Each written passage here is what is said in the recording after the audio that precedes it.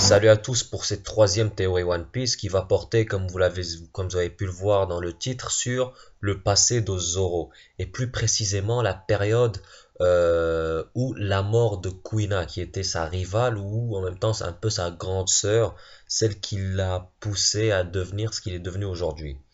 Donc, dans un premier temps, on va parler de Kuina, on va revenir sur sa mort et après on discutera et cette mort et éventuellement les possibilités et les autres possibilités qu'on peut avoir.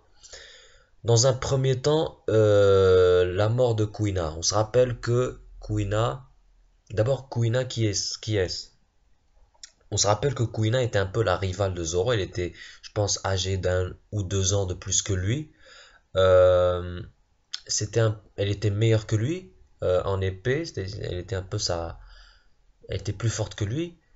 Et c'était celle avec laquelle il se battait tout le temps. C'était un petit peu son objectif. Là, la fille qui voulait battre, la personne qui voulait battre. Kuina et Zoro voulaient tous les deux devenir les meilleurs épéistes au monde. Mais Kuina euh, ne pouvait pas. Elle l'avait dit à son père, qui s'était d'ailleurs emporté, Koshiro, son père, le mec aux lunettes, peu glauque, qui s'était emporté en lui disant que c'était pas possible, que naturellement les filles étaient plus faibles que les garçons, etc. Donc sur le long terme, c'était impossible. Elle l'a dit à Zoro, etc. Et finalement, il a réussi à la convaincre et tout. Et au final, ils ont fait une promesse comme quoi euh, ils, ils- ils se battraient tous les deux pour devenir le meilleur épéiste au monde. Et même elle a fait la promesse, même si son père lui avait dit que c'était pas possible, etc. Et si on remarque bien, c'est juste après cette promesse qu'elle est morte. Elle est morte selon Koshiro, son père, encore une fois le mec un peu psychopathe. Elle est morte en étant tombée des escaliers, c'est ce qu'il a dit lui. On est d'accord que c'est un peu limite comme excuse.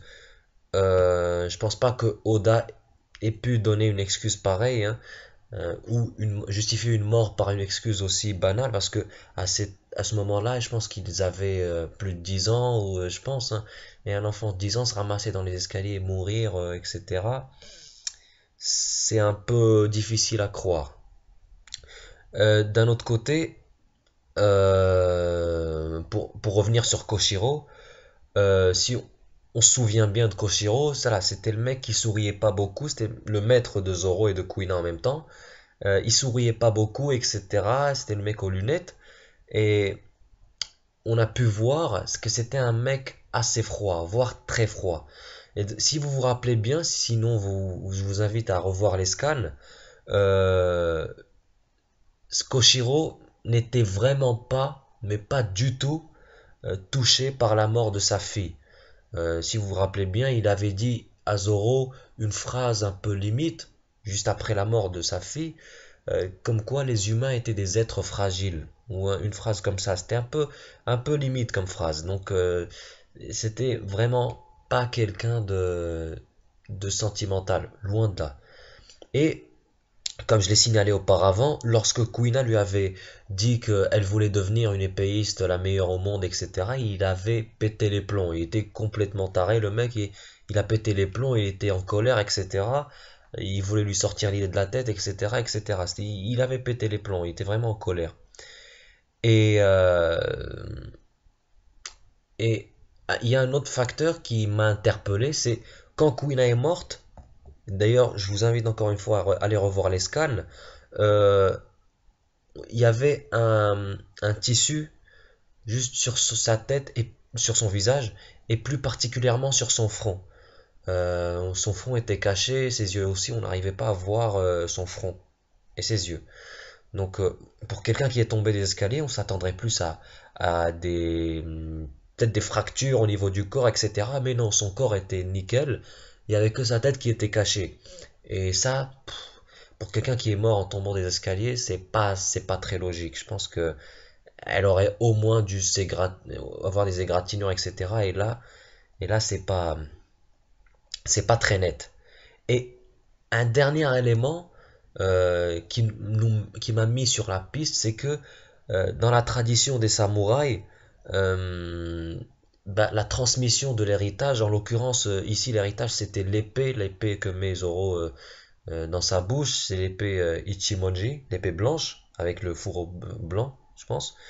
Bah, cette épée c'était l'héritage de Koshiro ou du temple dans lequel il exerçait, ou je sais plus quoi exactement, mais voilà, dans la tradition des samouraïs, la transmission de l'héritage se fait euh, du samouraï à un autre garçon.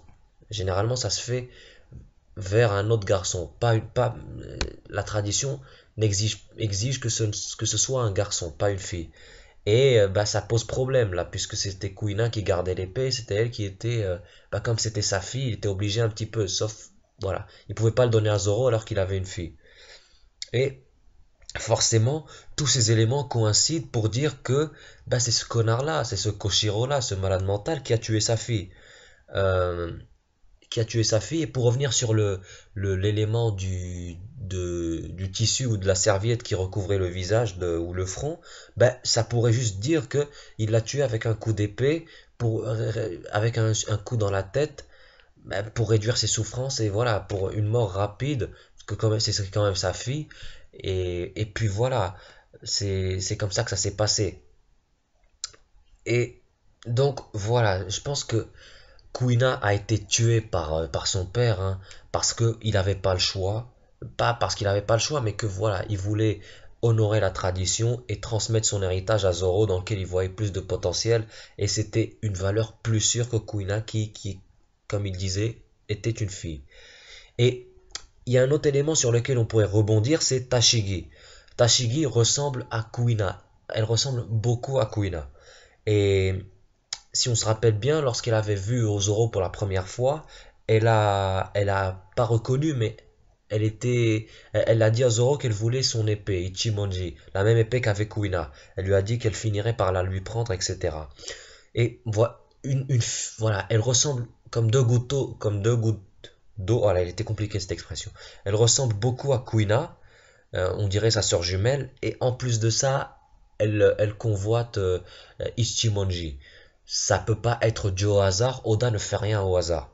Et je pourrais même aller plus loin, je dirais même que Koshiro vient de Wano, là, voilà, c'est un samouraï, un épéiste, bon, il pourrait venir que de là-bas, et que au moment où il a peut-être eu des jumelles, Tashigi et Kuina, et du coup, ben, comme il voulait avoir un garçon, etc., peut-être qu'il a tué sa femme ou quoi, peut-être qu'il a tué sa femme et qu'il a pris Kuina. Vous me direz pourquoi il n'a pas pris Tashigi, peut-être que sa femme, sa mère l'avait caché parce qu'elle avait anticipé un petit peu ce qu'il allait faire ou quoi, mais je suspecte un truc comme ça, que Koshiro a tué la mère de Tashigi, ou voilà, il l'a laissé tomber, ou quelque chose comme ça, à Wano pour s'en aller. Donc il y a forcément quelque chose comme ça. Et Tashigi, ben justement, a reconnu l'épée de son père, Ichimonji, et a voulu le reprendre. Je pense que Tashigi va finir par révéler à Zoro, si quelque chose s'est passé, elle va tout révéler à Zoro et lui faire comprendre que Koshiro est un tueur en fait, et il devra prendre sa revanche sur lui, etc. Et finalement, il va lui arriver comme ce qui arrive à Luffy lorsque Ace est mort. Ben, il va se rendre compte que la, la volonté qui lui a été transmise n'était, était fondée sur rien, c'était fondé sur un mensonge. Voilà, mais ça reste de la spéculation. Mais il y a plusieurs cas de figure qui peuvent arriver, mais on va rester sur Kuina. Comme je l'ai dit, je pense que Kuina a été tué par Koshiro dans le but dans le but que Zoro puisse justement prendre la direction qu'il a prise après sa mort. Koshiro avait tout anticipé, donc il a fait ça pour que Zoro justement puisse devenir puissant et justement pour qu'il puisse honorer l'héritage qui lui a été transmis. Voilà, je pense que c'est ça. Donc voilà, j'espère que cette théorie vous a plu. N'hésitez pas à me donner vos avis concernant cette théorie en commentaire, à mettre des pouces bleus, et je vous dis à très bientôt pour une nouvelle vidéo. Ciao!